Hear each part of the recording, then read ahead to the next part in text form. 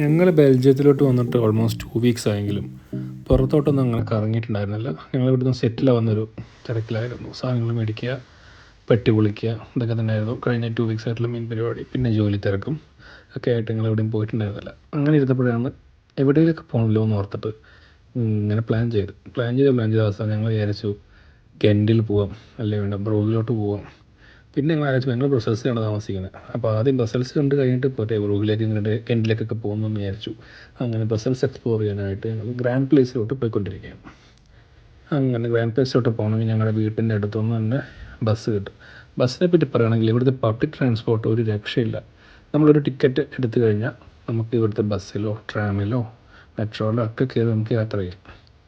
അങ്ങനെ ഞങ്ങളൊരു ടെൻ ജേർണീൻ്റെ ഒരു പാസ്സായിരുന്നു ആദ്യം എടുത്തിരുന്നത്. വന്ന സമയത്ത് 10 യാത്രയുടെ ഒരു പാസ്സാണ് എടുത്തിരുന്നത്. ഈ 10 യാത്രയുടെ പാസ് നമുക്ക് ഒരു പ്രാവശ്യം ആക്ടിവേറ്റ് ചെയ്ത് കഴിഞ്ഞാൽ 1 ഹവറാണ് ഒരു പാസിൻ്റെ ഒരു വാലിഡിറ്റി ഉണ്ടായിരിക്കുക. അപ്പോൾ ആ ടൈമിൽ നമുക്ക് എവിടെയൊക്കെ പോകണം അവിടെയൊക്കെ പോകാം. അങ്ങനെ ഞങ്ങൾ വീട്ടിൻ്റെ അടുത്ത് നിന്ന് ഒരു ബസ് കയറി നേരെ ഗ്രാൻഡ് പ്ലേസിലോട്ട് പോയി. കാണുന്ന കേട്ടോ ഗ്രാൻഡ് പ്ലേസ്.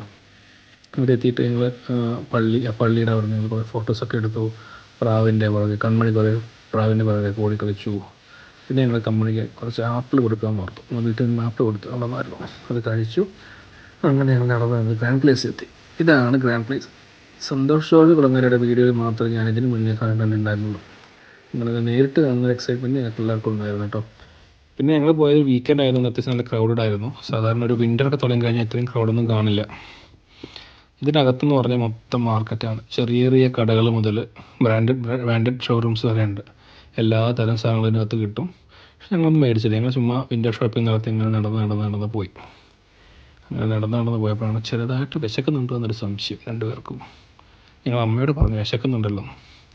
അപ്പം സെൻഷർ നമുക്കെന്നാൽ പിന്നെ ഫ്രൈസ് കഴിച്ചേക്കാം. ഞങ്ങൾ ഇന്നലെ ഒരു യൂട്യൂബ് വീഡിയോ ഉണ്ട്. അപ്പോൾ ഇവിടുത്തെ ഒരു ഫേമസ് ആയിട്ടുള്ള ഫ്രൈ ഷോപ്പിനെ പറ്റി ഞങ്ങൾ കേട്ടോ. പക്ഷേ അങ്ങനെ പേര് ഓർമ്മയില്ലായിരുന്നു. അങ്ങനെയാണ് ഞങ്ങളുടെ ഫ്രണ്ട് അനീഷേട്ടനോട് ചോദിച്ചു. അനീഷേട്ടൻ ഇവിടെ 13 വർഷമായിട്ട് വന്നിട്ട് പുള്ളിയാണ് പറഞ്ഞത് ബെൽജിയൻ ഫ്രൈസ് എന്ന് പറഞ്ഞിട്ടൊരു കടയുണ്ട്, അവിടെ പോയി കഴിഞ്ഞാൽ നല്ല ഫ്രൈസ് കിട്ടും.